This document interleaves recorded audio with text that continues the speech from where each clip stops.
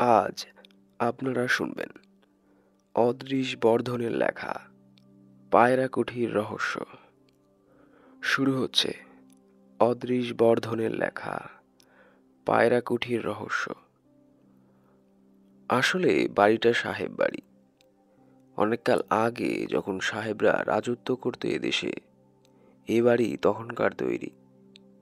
মোটা মোটা থাম, এত মোটা যে দুহাতেও আঁকড়ে ধরা যায় না। চুনবালির তৈরি হলেও দারুণ মজবুত। কামান দাগলেও ভাঙতে সময় লাগবে। 200 বছরের পুরনো বাড়ি, কিন্তু আজও যেন নতুন। সামনে পেছনে ডাইনে বাঁয়ে প্রকাণ্ড বাগান। জনসন সাহেব যতদিন ছিলেন সেখানে ফুলের বাহার দেখে চোখ জুড়িয়ে যেত। এখন শুধুই জঙ্গল। জনসন সাহেবের বউ মারা যেতে মনের দুঃখে তিনি বিলেতে চলে যান। বাড়িটা জলের দরে কিনে নেয় নীল মাধব সিংহ। ভদ্রলোক পকেটে তামার পয়সা নিয়ে এসেছিল ব্যবসা করতে। কয়েক মাইল দূরে পাহাড়ের গায়ে তখন মিলিটারি ব্যারাক বসেছে। হরদম গাড়ি যাতায়াত করছে। রাস্তার ঠিক ধারে একটা পেট্রোল পাম্প খুলে বসতেই দুদিনেই ফুলে লাল হয়ে গিয়েছিল সিংহমশাই। সে আজ অনেক দিনের কথা। সিংহমশাই এখন মরে স্বর্গে চলে গেছে। এত বড় বাড়িটা দিয়ে গিয়েছিল 2 ছেলেকে, বেনি মাধব আর ননী মাধবকে। দুজনেই 2 ধরনের মানুষ। বেনি মাধব শুধু পায়রা ওড়ায়। পায়রাকে এমন শিক্ষা দেয় যে অনেক মাইল দূর থেকে ছেড়ে দিলেও ঠিক উড়ে আসে কবুতর খোপে। বাড়ির মধ্যে ঘরে ঘরে নাকি শুধু পায়রার খোপ বানিয়েছে সে। দামি দামি পায়রা কিনে নিয়ে যাচ্ছে দেশ বিদেশের লোকেরা গোপনে খবর পাঠানোর জন্যে। পায়রার পায়ে চিঠি বেঁধে দিলেই হলো, ঠিক উড়ে ফিরে যাবে নিজের জায়গায়। পায়রা রেস জেতবার জন্যেও খদ্দের আসছে দামি দামি গাড়ি চেপে। পায়রাদের খাবার নিয়ে আসছে নানা রকমের লরি আর ভ্যান।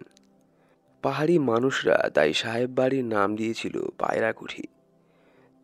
দিনরাত পায়রা উড়ছে নামছে, বকবকম করছে সেখানে। এ নাম সে বাড়িকেই মানায়। মাঝে মাঝে পেল্লায় মোটর হাঁকিয়ে পায়রাদের নিয়ে অনেক দূরে চলে যেত বেনি মাধব। পাহাড়ের ওদিকে গিয়ে পায়রাগুলোকে ছেড়ে দিয়ে জোরে মোটর হাঁকিয়ে ফিরে আসতো পায়রাকুঠিতে। কিছুক্ষণ পরেই দেখা যেত নীল আকাশ থেকে দল বেঁধে পথ পথ করে নেমে আসছে ফেলে আসা পায়রার দল। পায়রার মাস্টার বেনি মাধব বিয়ে টিয়ে করেননি। বেনি মাধবের ভাই ননী মাধবও করেনি। বেনি মাধব পায়রা নিয়ে মশগুল। ননী মাধব মঠ মন্দির নিয়ে উদাসীন। একমুখ দাড়ি, গেরুয়া বসন, রুদ্রাক্ষের মালা, এই ছিল ননী মাধবের সম্বল। মাঝে মাঝে আসতো দাদার কাছে। স্টেশন থেকেই শোনা যেত তার হর হর বোম বোম ডাক। হেঁটেই আসতো। দুপাশের লোক সরে যেত তাকে দেখে। কেউ কেউ পেন নাম ঠুকতো ভক্তি ভরে। মৃদু হেসে সবাইকেই নমস্কার করত ননী মাধব। পায়রাকুঠিতে তাই কোনো রহস্য ছিল না, কিন্তু সংসারে কিছু রহস্য সন্ধানী আছেন মামুলি বস্তুর মধ্যে থেকেও, যারা চমকপ্রদ চক্রান্তকে উদ্ধার করতে পারেন। যেমন আমাদের ইন্দ্রনাথ রুদ্র, প্রাইভেট ডিটেকটিভ। চেহারাটা কবি কবি হলেও স্বভাবটা ঈগল পাখির মতো, শিকারকে ফসকাতে দেয় না। এই কাহিনী সেই ইন্দ্রনাথ রুদ্রেরই। পায়রাকুঠির সিকি মাইল পূব দিকে থাকেন মিসেস শিকদার। বিধবা, ভীষণ মোটা, কিন্তু অনেক টাকার মালিক। জমি জমা বিস্তর। দেখাশোনার জন্যে এমন একজনকে রেখেছিলেন যিনি সারা জীবন আরবের মরুভূমিতে কাটিয়েছেন ভারত সরকারের চাকরি নিয়ে। তারপর রিটায়ার করে ফিরে এসেছেন দেশে 2 ছেলেকে মানুষ করার জন্যে। শোভনলাল তার নাম, মেজর শোভনলাল। আকারে বেটে খাটো, ল্যাটা কিন্তু রীতিমতো কর্মঠ। কম কথা বলেন, কেননা তার মনে অনেক দুঃখ। অল্প বয়সেই বউ মারা যান 2 ছেলেকে রেখে। ছেলেদের মুখ চেয়ে আর বিয়ে করেননি শোভনলাল। কিন্তু ছেলেদের শ্রদ্ধা ভালোবাসাও পাননি। মদন আর বিজন ছেলে দুটি হয়েছে বিশ্ববাকাটে। মা না থাকলে যা হয় আর কি। বাপ চাকরি নিয়ে ব্যস্ত, ছেলেরা ছিল বোর্ডিং হাউসে। কিন্তু সেখানে সুশিক্ষার বদলে কুশিক্ষাই শিখছে শুনে শোভনলাল ছেলেদের এনে রাখলেন নিজের কাছে। কিন্তু ছেলেদের দু চোখের বালি হয়ে রইলেন। অথচ ছেলেদের ভালোবাসা পাওয়ার জন্যে চেষ্টার ত্রুটি রাখেননি শোভনলাল। মা মরা ছেলেদের মায়ের মতোই স্নেহ ভালোবাসা দিয়ে মানুষ করার জন্যে আরব দেশের এক শেখ সাহেবের মোটা মাইনের চাকরির প্রস্তাবও প্রত্যাখ্যান করলেন। মিসেস শিকদারের ফল আর ফুলের বাগান দেখাশুনোর চাকরি নিলেন নামমাত্র মাইনেতে। সারা জীবন মরুভূমিতে কাটানোর জন্যে বাগান তৈরির দিকে ঝোঁক ছিল অনেকদিন থেকেই। শেষ জীবনের শান্তির আশায় তাই নিজেই ফল ফুলের চারা লাগাতেন, জল দিতেন, ফুল তুলতেন, এত কষ্ট করতেন শুধু দুই ছেলের মুখে চাঁদের হাসি ফোটানোর জন্যে। ছেলেরা কিন্তু তাকে দেখলেই গম্ভীর হয়ে যেত। এতদিন শাসন না পেয়ে যারা বজ্জাতের বাড়ি হয়েছে, হঠাৎ শাসন তাদের সইবে কেন? তাই বেশিরভাগ সময় কাটাতো বাইরে পায়রাগুটিতে। নিঃসন্তান বেণীমাধব মদন আর বিজনকে খুব ভালোবাসত। পায়রাকে কিভাবে শিখিয়ে পুড়িয়ে চিঠি বওয়াতে হয় তা হাতে নাতে দেখিয়ে দিত। মদন আর বিজনও তো তাই চায়। লেখাপড়া ঠকে উঠল। দিনরাত পায়রাঘুটির পায়রা নিয়ে ব্যস্ত রইল মাঠে ঘাটে। তিতি বিরক্ত হয়ে গেলেন শোভনলাল। বেশ বুঝলেন ছেলেরা শাসনের বাইরে চলে গেছে। সারা জীবন তিনি বাবার কর্তব্য করেননি, এখন কি পারবেন? মনে মনে নিজেকেই দোষী সাব্যস্ত করলেন ছেলেদের এই অধঃপতনের জন্যে। ভাবতে লাগলেন সত্যি সত্যি শেখ সাহেবের চাকরিটা নিয়ে ফের আরবের মরুভূমিতে ফিরে যাবেন কিনা। এই সময় একদিন সন্ধে নাগাদ শহর থেকে ফিরে স্টেশনে নামলেন শোভনলাল। কাঁধে ঝোলা নিয়ে রাস্তায় পা দিয়েছেন। এমন সময় দেখলেন মিসেস শিকদার তার ফিয়াট গাড়িটা নিয়ে দাঁড়িয়ে আছেন গেটের কাছে। শোভনলালকে দেখে এগিয়ে এসে বললেন, আমার সঙ্গে আসুন, কথা আছে। ফিয়াট এসে থামল মিসেস শিকদারের বাড়িতে। গাড়ির মধ্যে একটা কথাও বলেননি ভদ্রমহিলা। শোভনলাল নিজেও কম কথার মানুষ, তাই চুপচাপ চেয়েছিলেন জানলা দিয়ে বাইরে। গাড়ি থেকে নামবার পর মিসেস শিকদার ভেতরে গিয়ে বললেন, আপনি আজ এখানেই খেয়ে যান। কিন্তু মৃদু আপত্তি জানালেন শোভনলাল। কোনো কিন্তু নয়, খেতে খেতে কথা বলবো বলে মিসেস শিকদার রান্নাঘরে চলে গেলেন। বসবার ঘরে একা বসে রইলেন শোভনলাল। হাতের ব্যাগটা পাশের সোফায় রেখে ভাবতে লাগলেন, কি এমন দরকার পড়ল মিসেস শিকদারের যে স্টেশন থেকে তুলে আনলেন গাড়িতে।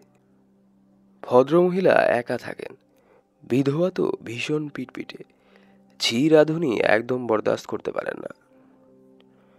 ভাবতে ভাবতে আনমনা ভাবে বা হাতে চারমিনার সিগারেটের নতুন প্যাকেট বের করে কাগজটা ছিঁড়ে মেঝেতে ফেললেন এবং একটা সিগারেট ঠোঁটের ডগায় ঝুলিয়ে নিলেন। ছিঁড়া কাগজটা কিন্তু মেঝেতেই পড়ে রইল এবং সেইটাই হলো তার মৃত্যুবান। যা বলতে চেয়েছিলেন মিসেস শিকদার তা খানিকটা আঁচ করতে পেরেই অত আড়ষ্ট হয়েছিলেন শোভনলাল। কথাটা অনেকদিন ধরেই বুলি বুলি করেও বলতে পারছেন না। কিন্তু আভাসে ইঙ্গিতে শোভনলাল জেনে ফেলেছেন মিসেস শিকদারের মূল অভিপ্রায় কি। খারাপ কিছু নয়, কিন্তু এ বয়সে নিতান্তই অশোভন। বিশেষ করে ছেলেরা আর কুচি খোকা নেই। শৈশবে যারা মা হারিয়েছে, অন্য মায়ের হাতে তাদের তুলে দেওয়া যায় কি? হ্যাঁ, মিসেস শিকদারের এই হলো মনোগত অভিপ্রায়। তার বিরাট সম্পত্তি তিনি মদন আর বিজনকে দিয়ে দিতে চান, কিন্তু মা হিসেবে। ওদের ভালো বোর্ডিং স্কুলে রেখে লেখাপড়াও শেখাতে চান, কিন্তু শর্ত ওই একটাই। শোভনলালের মন সায় দেয়নি মিসেস শিকদারের এই হেন উদারতায়। গর্ভধারিণী মায়ের স্থান কি অন্য মা এসে পূরণ করতে পারে? রান্নাঘর থেকে ফিরে এলেন মিসেস শিকদার। ভীষণ মোটা হলেও ভদ্রমহিলা হাঁটা চলা করেন লঘু চরণে। দেহের ওজন নিয়ে কাতর নন মোটেই। শাড়ির খুঁট দিয়ে কপালের ঘাম মুছতে মুছতে হাসি মুখে বললেন, আপনি কাঁচা লঙ্কার ঝাল খান তো? খাই। চারমিনার নামিয়ে গম্ভীর মুখে বললেন শোভনলাল। তার আগে একটা জবাব চাই। বলুন। হাত মুছতে মুছতে বললেন মিসেস শিকদার। আমাকে কি বলতে চান? শটান প্রশ্ন শুনে শটান চেয়ে মুচকি হাসলেন মিসেস শিকদার। ধরুন মদন আর বিজনের ভার নেওয়ার প্রস্তাব। সেটা সম্ভব নয়। রুক্ষ কণ্ঠে কথাটা বলতে চাননি শোভনলাল, তবুও গলাটা বড় কর্কশ শোনালো। তাই পরক্ষণেই মোলায়েম হবার চেষ্টায় হেসে বললেন, ওটা আমার ব্যক্তিগত ব্যাপার, আমাকে ভাবতে দিন। গম্ভীর হয়ে গেলেন মিসেস শিকদার। মদন আর বিজনের মুখ চেয়েই কি বলছেন? চোখের সামনে ছেলে দুটো বয়ে যাচ্ছে দেখেও চুপ থাকতে পারছেন? তাছাড়া আপনাকেও দেখাশোনা করবার জন্যে। ধা করে রক্ত গরম হয়ে গেল শোভনলালের। মিলিটারি মেজাজ তো, রাগলে আর কাণ্ডজ্ঞান থাকে না। উঠে দাঁড়িয়ে চিবিয়ে চিবিয়ে শুধু বললেন, আপনি নির্লজ্জ বেহায়া হতে পারেন, আমি নই। সবচাইতে বড় কথা, মদন আর বিজন আমার ছেলে, আপনার নয়। মায়ের চেয়ে মাসির দরদ নাইবা দেখালেন। বলেই আর দাঁড়ালেন না শোভনলাল। ছিটকে বেরিয়ে এলেন বাড়ি থেকে। হনহন করে শটান ফিরে এলেন নিজের বাড়িতে। সেই রাতে আর ঘুমোতে পারলেন না শোভনলাল। বুঝলেন মিসেস শিকদারের চাকরি খতম হয়ে গেল এইখানেই। কাল থেকে অন্য কাজের ধান্দায় বেরোতে হবে। তার চাইতে বরং আরব দেশে ফিরে যাওয়া যাক। আরব ভাষাটা তার চুস্তভাবে জানা আছে বলেই ও দেশে চাকরির বাজারে তার এত চাহিদা। শেখ সাহেবের মিলিটারি উপদেষ্টা হিসেবে বাকি জীবনটা মরুভূমিতেই কাটানো যাক। ছেলেরা থাকুক বোর্ডিং হাউসে। এর বেশি আর কি বা করবেন শোভনলাল? তার সব চেষ্টাই তো ব্যর্থ হলো। রাত তখন 2টো। বালিশে মাথা রেখে নিঃশব্দে কাঁদতে লাগলেন মেজর শোভনলাল। পরের দিন সকালে পুলিশ তলব করলো মেজরকে। পুলিশ? অবাক হলেন শোভনলাল। ভারত সরকারের আস্থাভাজন অফিসার ছিলেন এককালে। পুলিশ তাকে সমীহ করে সেই কারণেই। সাত সকালে কেন তবে তলব পড়ল? কারণটা জানা গেল পুলিশ জিপ থেকে নামবার পর। জিপে গিয়ে দাঁড়ালো মিসেস শিকদারের বাড়ির উঠোনে। সেপাই সান্ত্রী গিজগিজ করছে বাগানে। উৎসুক জনতা উকিঝুঁকি মারছে ভেতরে। বসবার ঘরে ঢুকে থমকে দাঁড়ালেন শোভনলাল। পিঠ উঁচু সেকেলে সোফা হেলান দিয়ে বসে আছেন স্থূলকায়া মিসেস শিকদার। চোখ দুটো খোলা, পাতা নড়ছে না। চোখের মনে স্থির, প্রাণের চিহ্ন নেই। বাঁ দিকের রগে দুটো পাশাপাশি ফুটো। রক্ত জমে কালো হয়ে গেছে ক্ষত মুখে এবং গালের ওপর। দারোগা বিশেন চাঁদ স্থির চোখে চেয়েছিলেন শোভনলালের মুখের দিকে। মুখের ভাবান্তর লক্ষ্য করছিলেন। এখন আঙ্গুল তুলে দেখালেন মিসেস শিকদারের ডান দিকে। শোভনলালের চামড়ার ব্যাগটা রয়েছে সেখানে।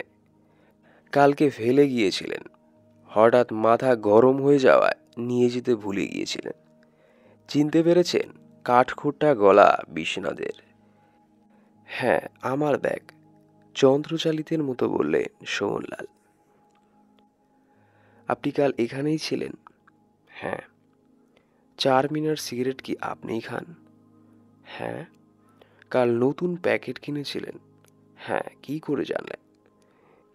মেঝে থেকে দুটো প্যাকেট ছেঁড়া কাগজ তুলে দেখালেন বিশ্বনাথ। আপনার সিগারেটের প্যাকেট থেকে ছেঁড়া। কিন্তু মেজর, বিধবাকে গুলি করতে গেলেন কেন? ফ্যাল ফ্যাল করে শুধু চেয়ে রইলেন শোভনলাল। একটা কথাও বলতে পারলেন না।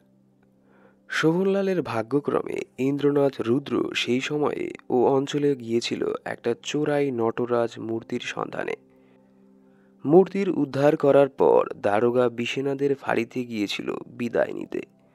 এমন সময় শুনল একটা যাচ্ছে তাই রকমের খুন হয়েছে গতকাল। বিধবা খুন, কিন্তু টাকা কড়ি গয়নাগাটির জন্য নয়।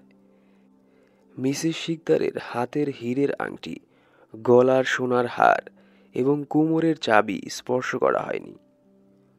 লোহার সিন্দুকের লাখখানেক টাকা আর জড়োয়ার গয়নাও কেউ লোপাট করেনি। নিয়ে গেছে শুধু বিধবার প্রাণটা। কেন? বিশেনাদের এই প্রশ্নের উত্তর খুঁজতেই সরেজমিন তদন্তে নিজে এসেছিলেন ইন্দ্রনাথ, স্রেফ কৌতূহল মেটানোর জন্যে। চৈত্র সংক্রান্তির ঢাক বাজলেই যেমন গাজনের সন্ন্যাসীর পিঠ চড়চড় করে, কোথাও কোনো খুন, জখম, চুরি, রাহাজানির খবর শুনলেই ইন্দ্রনাথের পা দুটো সুরসুর করে। বিধবা হত্যাকাণ্ড রীতিমতো রহস্যজনক। শোভনলালের ব্যাগ পাওয়া গেছে অকুস্থলে, নিষ্প্রাণ বিধবার দেহের ঠিক পাশেই, সোফার হাতলে। দরজার গায়ে আঙ্গুলের ছাপের ছবি তুলে দেখা যাচ্ছে, হুবহু মিলে যাচ্ছে শোভনলালের আঙ্গুলের ছাপের সঙ্গে। শুধু একটা জিনিস এখনো মিলিয়ে দেখা যায়নি, মৃতদেহ নিয়ে কাটাছেঁড়া করে ময়না তদন্ত করলে সে রিপোর্টও পাওয়া যাবে। গুলি দুটো রগ ফুঁড়ে মাথার মধ্যে রয়ে গেছে। সেই গুলি শোভনলালের রিভলভারের গুলির সঙ্গে মেলে কিনা দেখতে হবে। কিন্তু বিধবাকে মেরে শোভনলালের লাভ কি? চাকরিটা তো গেল, টাকা পয়সাও লুট করা হয়নি। তবে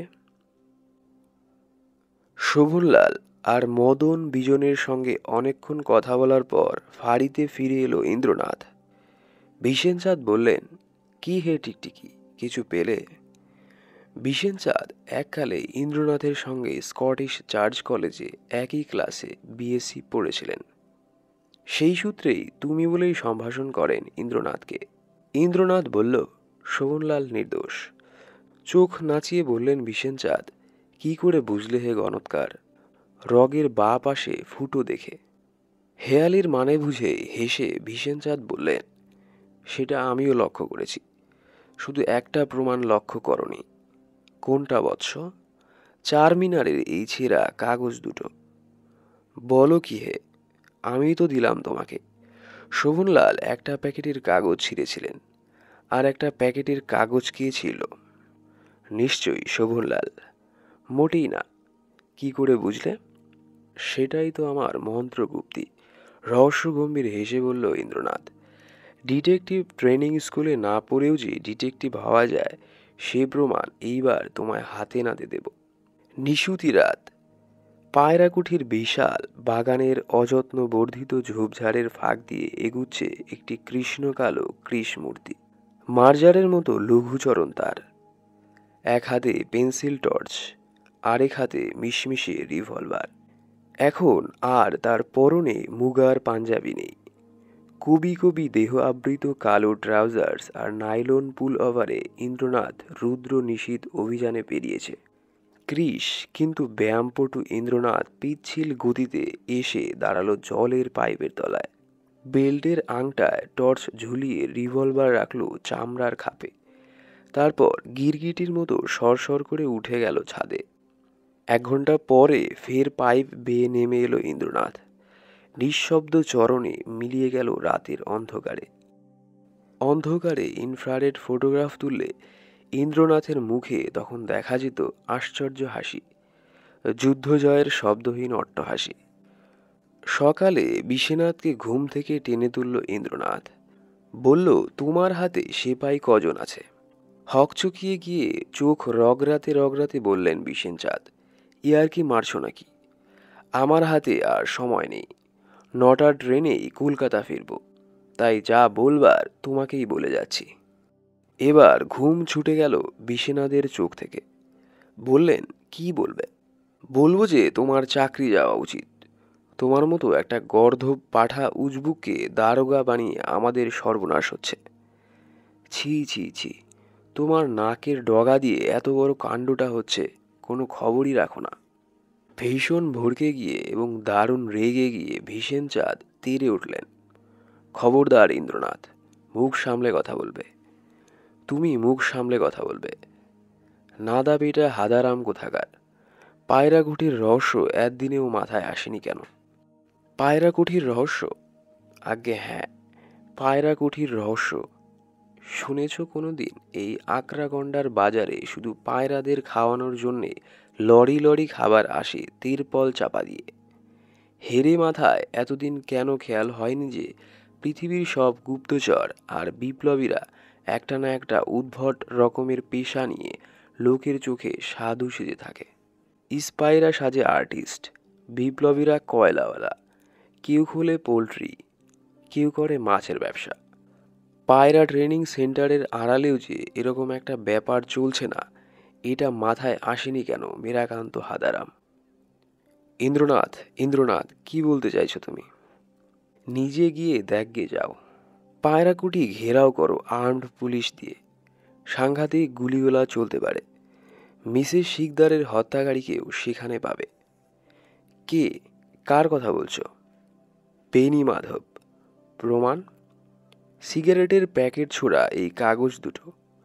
ব্রাদার, আমার মাথা গুলিয়ে যাচ্ছে। মাথায় গোবর থাকলে ওই রকমই হয়।